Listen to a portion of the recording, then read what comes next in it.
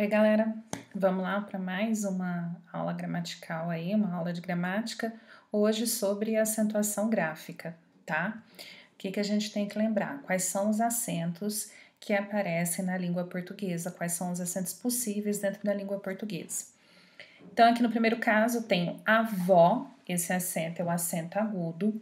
Depois, o acento circunflexo, avô, que na língua portuguesa só vai aparecer sobre as letras E e O, tá? O acento agudo, ele vai me fazer um som aberto, E, O, e o acento circunflexo faz um som fechado, E, O, tá? O acento grave, que é um acento indicativo de crase, por favor, o nome do acento não é crase, crase é o fenômeno que ocorre, então acento nós chamamos de grave, e atualmente na língua portuguesa só vai aparecer sobre a letra A, e é em casos específicos, tá? O til, que ele serve para nasalizar o som, então quando a gente pronuncia uma palavra como não, parte do som sai pela boca e ao mesmo tempo vibra, né? O nariz, se a gente puser a mão sobre o nosso nariz e pronunciarmos uma palavra com esse som nasal, não, canção, certo? Leões, a gente vai perceber que há uma leve vibração aí no nariz, tá? Por isso que quando a gente tá resfriado, o nariz entupido, enfim, o som sai um pouco estranho, ok? Porque aí esse canal estaria impedido. E o trema, que desde o novo acordo da língua portuguesa, ele não aparece mais ele não aparece mais nas palavras de origem portuguesa, somente aí de origem estrangeira, como o exemplo que eu coloquei em Miller, tá? Então, antes ele funcionava para mostrar que o U seria levemente pronunciado, hoje nós não colocamos aí nas palavras portuguesas, tá? Somente em palavras estrangeiras, se necessário for, ok? Bom, quando nós falamos de acentuação gráfica, nós vamos mexer somente com esses dois acentos, tá? Acento agudo e acento circunflexo. Não vamos trabalhar esses aqui, ok? Então vamos lá, primeira regra. Quando eu tenho monossílabos tônicos, repetindo, o que seria monossílabos tônicos? São monossílabos que possuem força, né, como a própria nomenclatura diz aqui, tônico, né, quer dizer que ele tem uma carga significativa. O que seria um monossílabo átono? Uma preposição como de, como o artigo a, como a preposição a, pronome lhe, me, certo? Todos esses são átonos. Então, aqui eu vou acentuar os monossílabos tônicos de carga significativa que terminarem em a, e o, seguidos ou não de S, tá? O S aqui não vai interferir. Então, se eu faço pás, pés, pós, tá? Continua a acentuação. Coloco aqui também o caso de sol e mar para a gente ver que quando monossílabos assim, eles não serão acentuados. Por quê? Sol termina com L, mar termina com R, então a gente não acentua esses monossílabos. Só os terminados em A, E e O, ok? Oxítonas, nós acentuamos somente as oxítonas que forem terminadas em A, E, O e em, certo? Seguidos ou não de S, tá? Esses finais seguidos ou não de S. Então, coloco aqui como exemplo, por exemplo, Amapá, tá? Bebê, cipó, também, e eu gosto de colocar o parabéns para a gente perceber que o como S não vai interferir. A gente sabe que em com M, né? Quando seguido aí de um S, esse M tem que transformar em N, afinal de contas, na língua portuguesa, o M só vai aparecer antes de P e B. Então, quando a gente tem o plural aí de alguma palavra terminada em em, a gente transforma o M em N, mas a regra continua, certo? Então, a gente vai perceber que na acentuação gráfica, o S não vai fazer muita diferença, tá? Se essas terminações estiverem ou não seguidas de S, ok? No caso, se pensar, Michele, mas Sóis é acentuada, a gente vai ver mais para frente por quê. E mares vai sair da nomenclatura de monossílabo, tá? Vai passar a ser uma dissílaba, e aí uma paroxítona terminada em E, ela não será acentuada, ok? Como a gente já vai ver. Então, aqui, retomando, regras para monossílabo tônico, A, E, O, seguidos ou não de S, oxítonas, A, E, O, como monossílabo, e o EM, tá? Também seguido ou não de S. Para as paroxítonas, são as paroxítonas terminadas em L, I, N, U, R, X, AN, PS, grupo PS e 1, além das paroxítonas também terminadas em ditongos, tá? E aqui também seguidas ou não de S, ok? Então, retomando aquele exemplo que eu tinha colocado do mar, se eu puser mar não recebe acento porque é um monossílabo tônico terminado em R. Se eu colocar no plural, também não vai receber um acento, porque passa a ser uma paroxítona terminada em E, e paroxítonas terminadas em E não são acentuadas, tá? Então, aqui eu coloquei um exemplo de cada terminação. Então, eu tenho túnel, lápis, biquíni. Aqui eu coloquei lápis e biquíni para a gente ver como o S não vai interferir, tá? Continua o acento. Hífen, bônus, repórter, tórax, órfã, o masculino também, órfão, órgão, bíceps, álbum, aí nessas terminações. E coloquei a palavra exercício porque ela é terminada em ditongo, tá? Observação, se eu puser túnel no plural, certo? Vai ficar túneis. Aí eu tenho um ditongo EI, certo? Então, eu mantenho o acento na paroxítona, né? Porque as paroxítonas terminam não de S, tá? Então, pra gente entender porque em alguns casos o acento se mantém, tá? Como nós temos aqui uma série de letras num número bem maior em relação ao monossílabo e oxítona, né? Eu costumo colocar nessa disposição para a gente utilizar um recurso mnemônico, né? Formar uma palavra aqui, ó, li, nur, chão, psum, tá? Isso me ensinaram quando eu estava ainda no colegial e é uma dica que mantém, que não deixa a gente esquecer. Então, paroxítonas serão acentuadas se terminarem em li, nur, chão, psum e ditongos, tá?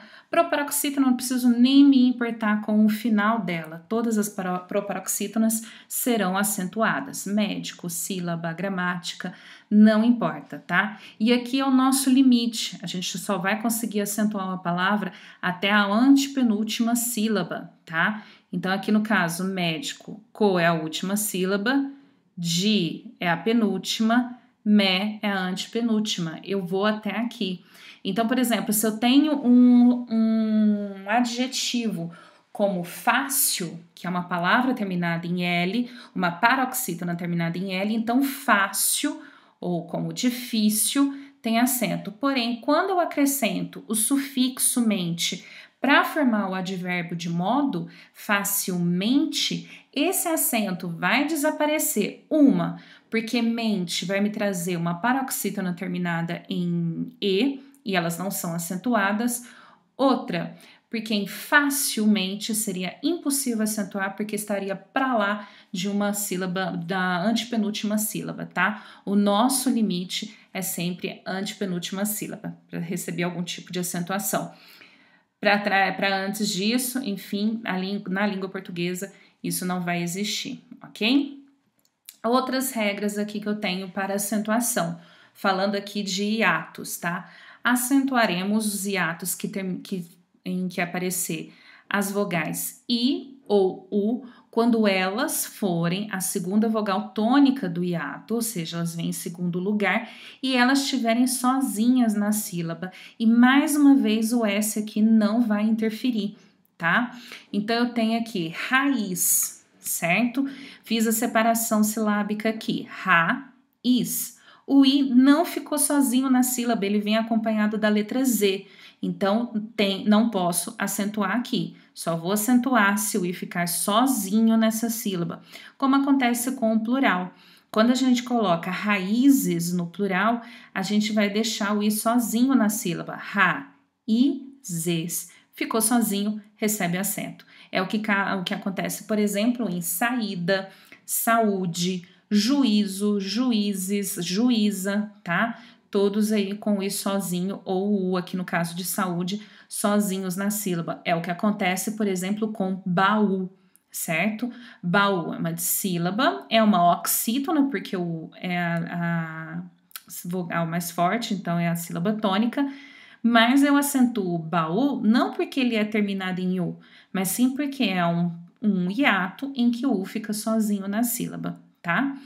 E aqui eu coloquei a palavra também ruim, tá? Por quê? Para deixar bem marcado que ruim é um hiato, tá? Não é um ditongo para fazer ruim, é ruim. Como ele não fica sozinho na sílaba, ele vem seguido do M, não será acentuado. E coloco também a diferença entre Luiz com S e Luiz com Z. Então, Luiz com S, o I fica acompanhado do S, e o S, mais uma vez, não vai interferir. Então, eu mantenho o acento sobre essa segunda vogal do hiato, tá? Luiz com Z é o mesmo caso de raiz, o I vai ficar acompanhado do Z, então eu não posso colocar o acento, tá? Isso aqui é depender, né, da forma como foi registrado o nome da pessoa, enfim, a gente sempre obedece aí ao registro, tá? De uma vez que é a identificação da pessoa. Porém, para a norma culta da língua portuguesa, Luiz com S recebe acento, porque o I fica isolado, acompanhado, né, isolado entre aspas, tá com o S, mas o S não vai interferir, e Luiz com Z não acentuamos, porque ele é acompanhado do Z, tá? Observação que faço a partir dessa regra do hiato. A gente não vai acentuar o I, mesmo que sozinho na sílaba, mesmo que segunda vogal tônica e sozinho na sílaba, quando o hiato for repetido, igual aí no exemplo xiita, tá? Ou quando ele for precedido, aí, aliás, seguido do dígrafo NH, como em rainha, moinho, campainha, não será acentuado, ok? E outra regra, para a gente lembrar, os hiatos e o não são mais acentuados, isso mudou com o novo acordo, tá? Então, as palavras vem, leem, voo, enjoo não recebem mais o acento circunflexo, tá? Bom, sobre os ditongos abertos, são 3 ditongos abertos na língua portuguesa: el, oi, ei. Tá? Eles serão acentuados se não estiverem em uma palavra paroxítona. Como assim? Observem aqui, ó, céu, sóis, pastéis, tá? Observem que céu e sóis, aqui no plural do sol, né, que a gente teria lá no exemplo das monossílabas tônicas, né? Aqui céu e sóis recebem acento não porque são monossílabos tônicos, terminados em U, terminados em I, seguido de S, não é por isso, mas porque nós temos ditongo aberto, tá? E pastéis recebe o acento porque também é um ditongo aberto, e aqui a gente está falando de uma oxítona. Mesmo caso de herói, outra oxítona, então eu vou acentuar. Mas no caso de heróico, ideia, paranoia, paranoico, não podemos mais acentuar após a regra imposta aí pelo novo acordo ortográfico, tá? Quando esses ditongos abertos, el, oi, ei, estiverem em uma paroxítona, eles não serão acentuados, tá? Então, essa é a escrita correta aí para essas palavras. E, por último, os acentos diferenciais. Eles vão aparecer para diferenciar, como o próprio nome diz, uma palavra da outra. Aqui eu não vou me ater à forma como ele termina a palavra, se é uma oxítona, se é uma paroxítona, nada disso, tá? Os acentos diferenciais, eles aparecem simplesmente para diferenciar uma palavra da outra, tá? Por exemplo, eu tenho aqui por de preposição e por do verbo. Então, por você faço tudo. Então, esse por, que é uma preposição, me indicando aí a causa, não vai ser acentuado, né? Eu desejo pôr uma cereja sobre um bolo, certo? Então, eu desejo, aqui no caso, o verbo pôr, sinônimo de colocar, ele vai ser acentuado. Então, vejam que a minha pronúncia é a mesma, tá? Eu tenho um monossílabo átono, que é o por, preposição, monossílabo tônico, que é o verbo, mas a terminação é a mesma, a pronúncia é a mesma, a gente acentua somente para distinguir a função de um para com o outro, tá? Um pertence à classe gramatical da preposição, o outro ao verbo, tá? Pode em presente do indicativo e pode pretérito perfeito no indicativo, ambas aqui para a terceira do singular, tá? Para a terceira pessoa do singular. Pode, tá certo que a gente pronuncia de uma forma mais aberta, mas eu não vou colocar acento, tá? Porque volta aí a regra de ser uma paroxítona terminada em E. Mesmo caso de pode, tá? Ainda é uma paroxítona terminada em E. Mas por que que a gente coloca o acento? Para diferenciar na escrita quando estamos falando de presente e quando estamos falando de pretérito perfeito no indicativo. E para as flexões do verbo ter e do verbo vir, tá? Ele tem, eles têm. Ele vem, eles vêm. Então, no singular, eu vou deixar sem acento. No plural, eu vou colocar o acento, tá? Por que que a gente vai deixar sem acento no singular? Porque é um monossílabo tônico, tem carga significativa, mas termina em M, tá? E por que que a gente então tem que colocar no plural? Justamente para diferenciar o plural, ok? Observe, por exemplo, os derivados de ter e vir. Então, todas as vezes que a gente tiver um derivado desses verbos, a gente também vai apresentar esse acento diferencial. Então, ele contém, ele mantém, ele detém, sempre com acento agudo. Eles mantêm, eles detêm, eles contêm, com acento circunflexo. Mesma coisa para derivados de vir.